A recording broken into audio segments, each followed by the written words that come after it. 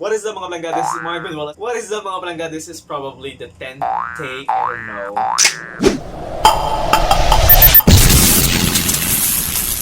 What is up mga palangga? I'm MarkBanuelos and I'm back again with another video. And for tonight's video, we'll be talking about 5 best things that you can do when you are alone. By the way, if you're new here and bago ka pa lang sa channel na to, first time mo pa lang dito and hindi ka pa nakasubscribe, please do so by clicking the subscribe button and kindly smash that notification bell for you to be able to receive some notifications whenever mag-upload ako ng video like this one. I'm really trying my best na mag-upload ng mga videos na medyo may sense, medyo may laman ng konti. I'm trying my best.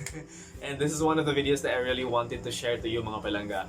So, yun na nga for today's video, I'll be sharing to you 5 best things na pwede mong gawin, yung mga gandang gawin, when you are alone. Number 1, reading.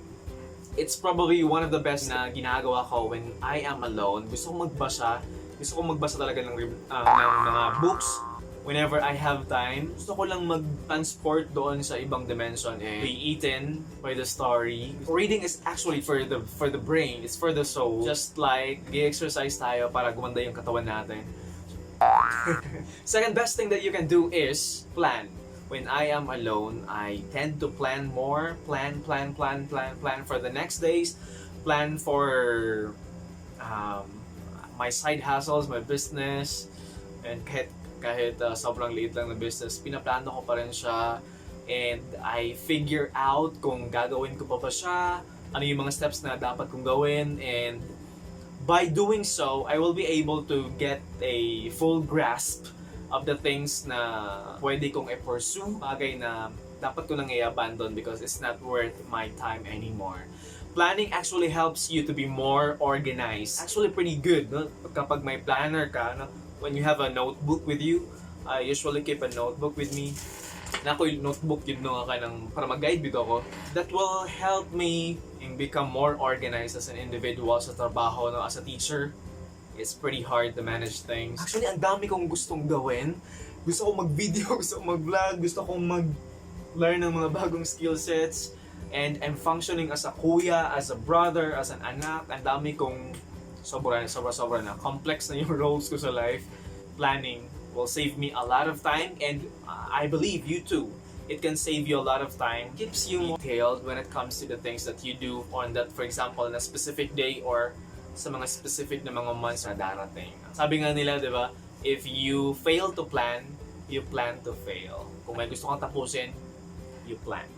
Number 3 that you can do when you are alone, do some unfinished business.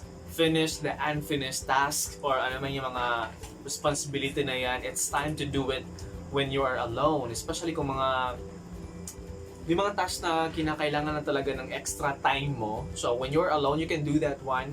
Finish your unfinished business. Don't fool off tomorrow what you can do today. Huwag mo na ipagpabukas pa kung pwede mo naman gawin ngayon when you are alone and walang masyadong tao sa paligid mo, walang lang sinamok sa imuha bitaw. I'm that kind of person na kapag may ginagawa, especially when it is very serious and it needs a lot of concentration, tapusin mo yung mga bagay na hindi mo natapos when you are alone. Kulong mo yung sarili mo, tapos tapusin mo yung dapat mong tapusin, just like your relationship. And number 4, one of the best things that you can do when you are alone is pwede ka mag-learn ng bagong skill set. Kapag alone ka and may data ka naman sa phone mo, may internet ka naman, malakas naman yung internet connection nyo, sana all malakas. Pwede ka mag-learn ng new skill set and you just have to Google it, you just have to watch it on YouTube, manood ka ng mga video tutorials, mag-learn ka ng mga bagong skill sets na pwedeng mag-i-improve sa sarili mo, mag-learn ka ng bagong mga hobbies, mag-learn ka ng something essential, learn something new. Isa talaga sa mga gusto kong ma-learn, gusto kong i-fulfill yung knowledge ko about FB ads, and gusto kong mag-learn about advertising talaga. I'm really planning in the future. I-announce ko sa inyo. Yeah. And number 5, last but not the least, recharge, regain. Isa sa mga pinaka-paborito talaga natin gawin when we are alone is gusto lang nating humilata buong araw, gusto lang nating mag-social media buong araw, gusto lang nating mag-relax, wala tayong gagawin na talagang ikaka-stress natin. And I think that's one way of redeeming oneself because may mga bagay na akala natin gusto na nating mag-quit pero nung nakapag-recharge na tayo, nakatulog na tayo ng maayos, kinabukasan pala, gusto pala nating ipagpatuloy yon. We only need to rest pala but not to quit. Really hard sometimes to do decisions. For example, quitting. Mag-quit na ba ako? For example, sa work. Mag-quit na ba ako sa hobby na to? Mag-quit na ba ako sa paglalaro ng games na to? And when you do that kind of decision making, it's pretty hard because pwedeng na-attach ka na doon and pwedeng nakasanayan mo na siyang gawin. But when you try to do it and nakayanan mo, masasabi mo, okay naman pala siya, worth it naman pala. Lalong-lalo na kung yon ay magdadala sa'yo ng kabutihan or ng extra money or ng extra skills or ng kung ano mang extra sa buhay mo. So I'm ending this video, everyone, and yeah, thank you so much for watching hanggang dito because hindi lahat ng nanonood ng video na to ay talagang umaabot sa point na ito nung patapos na ng video. So I hope I was able to share something worthwhile sa inyong time. By the way, shout out, please subscribe na rin kayo sa Titoy Vlogs. Channel siya ng estudyante ko and nag-upload din siya ng mga contents na masasayang mga contents. And to Angelica Ilano, kasi simula pa lang niya sa YouTube din, please go to ito yung mga names nila.